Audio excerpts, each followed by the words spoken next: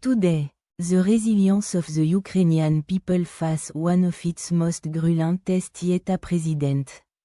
Volodymyr Zelensky officially declared a national energy emergency. The announcement follows a devastating series of Russian airstrikes that targeted critical infrastructure in Kharkiv, Ukraine's second-largest city. According to local officials, a massive energy facility was completely destroyed, leaving millions without power, heating, or water in the middle of a brutal sub-zero winter.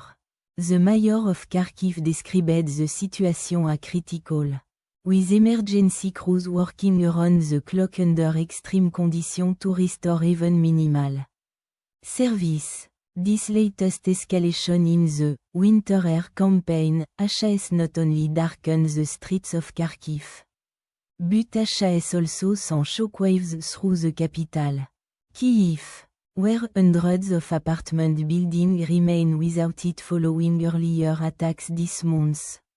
In response to the growing humanitarian crisis, the United Kingdom has pledged an additional £20 million in emergency support. This funding is specifically aimed at keeping electricity and heating running in hospitals, schools, and homes throughout the winter months.